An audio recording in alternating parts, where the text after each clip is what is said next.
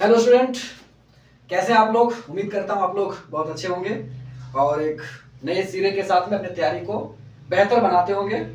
तो बच्चों, जैसे कि झारखंड बोर्ड में जो मैथ्स का सिलेबस है उसमें बहुत ज़्यादा कटौती कर दिया गया है। जो अच्छे अच्छे चीज़ थे बहुत ज़्यादा निकाल दिया गया है।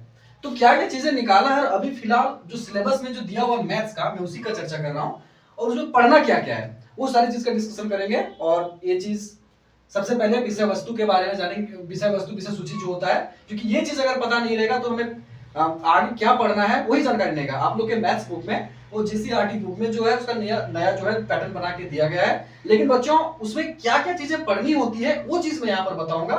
साथ ही में जितने भी सब्जेक्टेड है इसमें टॉपिक है या चैप्टर है, 1.1 से मतलब 1.1 से लेकर के बाकी जितने भी पॉइंटेज हैं, जितने भी हमारे पार्ट हैं, उस सब का डिस्कशन करेंगे। तो उम्मीद करता हूं कि आप लोगों को ये वीडियो बहुत अच्छा लगेगा। और साथ ही में नया है तो इस चैनल को आप सब्सक्राइब कर लीजिएगा, ताकि आपके पास में सारा का सारा कंटेंट मिले। आपको कहीं भी ट्यूशन पढ़ने की आवश्यकता नहीं है, आप यहीं पर बन करके सारी वीडियो को वॉच करके आप बेहतर से बेहतर रिजल्ट कर सकते हैं। ठीक है, तो ज्यादा टाइम ना गवा के हम इसको डिस्कशन करते हैं कि पढ़ना क्या है। विषय वस्तु में देखते हैं, विषय सूची में देखते हैं। जो क्लास 10th का है विषय आपका गणित हो जाता है। पहला जो आपकी जो चैप्टर है ना, उसका नाम है वास्तविक संख्या। ये जो दिखाई दे रहा है आपको, वास्तविक संख्या, इसको रियल नंबर कहते हैं। क्लास 9 में भी इसकी जिक्र किया गया है, क्लास 9 में भी आप इसको पढ़े होंगे। जो वास्तविक संख्या है उसमें क्या क्या पढ़ना होता है वो सारा चीज रियल नंबर के बारे में, जैसे कि 1.1 में बताया गया है, वो ज्यादा इंपॉर्टेंट भी है ऑब्जेक्टिव की दृष्टि से। तो ये सारा चीज इसमें देखा जाता है वास्तविक संख्या में, जैसे बोले कि रियल नंबर, जैसे इंग्लिश मीडियम के बच्चे को समझ में आ जाए।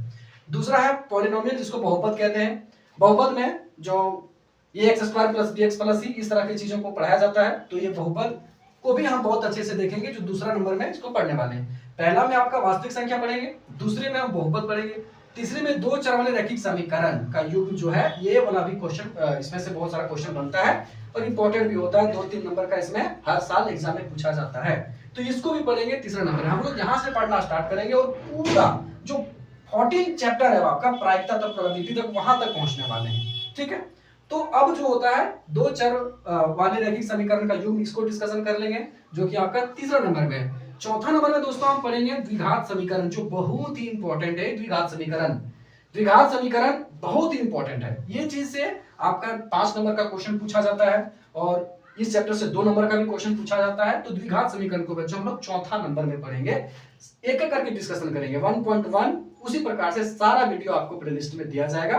तो ध्यान से इस चीज को हम कर लेंगे, उसी समय करेंगे। अभी तो सिर्फ डिस्कशन कर रहे हैं कि किस चीज को कहां पर क्या पढ़ना है, कब पढ़ना है, वो चीज का हम बात कर रहे हैं। 5वां नंबर में आपको पढ़ेंगे समांतर श्रेणी।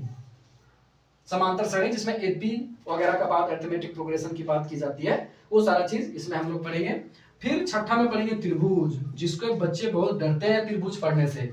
ये जो त्रिभुज है क्लास 10th में, उसमें से पहले तो बहुत ज्यादा इसमें रहता था 6.1 टू 6.6 तक, लेकिन अब काट दिया गया। अब जो झारखंड की जो बोर्ड है उसमें से जो इसका सिलेबस में बहुत ज्यादा कटौती कर दिया गया है। जैसे कि एक चैप्टर आपको बता देते हैं, 11 चैप्टर जो है, यहाँ पर एक 11 चैप्टर पहले था जिसमें हम रेखा के बारे में पढ़ते थे, वो चीज हटा दिया गया है। सॉरी, रचना के बारे में पढ़ते थे, वो हटा दिया गया है। तो बात करेंगे त्रिभुज का, वो हम आगे पढ़ेंगे। इसको त्रिभुज भी पढ़ना है इसमें।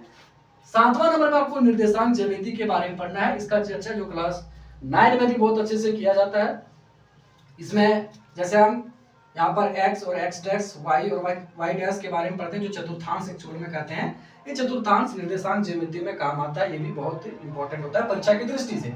8वां नंबर जो है, 8वां नंबर त्रिकोणमिति का जो परिचय है, ये जो है हम पढ़ेंगे इसमें 8 चैप्टर में। उसके बाद फिर पढ़ने वाले त्रिकोणमिति के कुछ अनुप्रयोग, जो बहुत ही इंपॉर्टेंट है। 8 और 9 चैप्टर से बच्चे बहुत ही ज्यादा भागते हैं। ये चीज जिसमें से हम cos थीटा sin थीटा के बारे में पढ़ते हैं त्रिकोणमिति में, उसमें बच्चे को समझ में नहीं आता है, लेकिन आप हमारे साथ जुड़े रहेंगे तो आपको जरूर समझ में आएगी। साथ ही साथ इसका प्रयोग कहाँ करते हैं, जो sin theta cos theta sin 30 का जो वैल्यू होता है, या फिर sin 45 का वैल्यू होता है, tan 45 का वैल्यू होता है, उसकी चर्चा जो है हम तो करेंगे 8 चैप्टर में, लेकिन विशेष प्रयोग जो करने वाले हैं वो करेंगे आपका हम चैप्टर 9 में। तो ये सारा चीज इसमें हम लोग पढ़ेंगे। फिर 10वां चैप्टर है, ये जो है मेरा वृत्त है, सर्कल है, सर्कल को उसमें पढ़ेंगे। फिर 11 चैप्टर में हम वृत्तों से संबंधित कुछ क्षेत्रफल के बारे में जानेंगे। मतलब वृत्त से संबंधित चीज को जानेंगे। 12वां नंबर जो 12 चैप्टर है उसमें पृष्ठीय क्षेत्रफल और आयतन के बारे में जानेंगे, जो बहुत ही इंपॉर्टेंट होता है, सभी चीजों से इंपॉर्टेंट होता है। 10th क्लास में डायनामिक्स का जिक्र किया गया है। फिर उसके बाद में हम सांख्यिकी को जानेंगे, स्टैटिक्स के बारे में जानेंगे। उसके बाद जानेंगे हम लोग प्रायिकता के बारे में, कैसे करते हैं 4-3 उस तरह से चीजों को वहां पर हम लोग देखते हैं, तो वो चीज हम लोग इसी में पढ़ेंगे प्रायिकता में। यहाँ पर ताश के बारे में भी जानेंगे, जो ताश की जो घड़ियां होती है उसके बारे में जानेंगे। ये इंपॉर्टेंट है बहुत ज्यादा। कहने का मतलब ये होता है कि जितने भी चैप्टर हमारे यहाँ पर दिया गया है वो परीक्षा की दृष्टि से बहुत इंपॉर्टेंट होता है। साथ ही आप लोगों को मैं बच्चों ये भी कहूंगा कि अगर आप जो है डिप्लोमा का एंट्रेंस के एग्जाम अगर तैयारी करवाते हैं, करना चाहते हैं, ठीक है, करवाते नहीं करना चाहते हैं, तो आप इस क्लासेस में जुड़ सकते हैं बच्चों। आप लोग को वो चीज बहुत ही मदद आएगा और शुरू से लेकर के अंतिम तक आप लोगों को मैं यहाँ पर ये चीज देने वाला हूँ, गाइड करने वाला हूँ, ठीक है।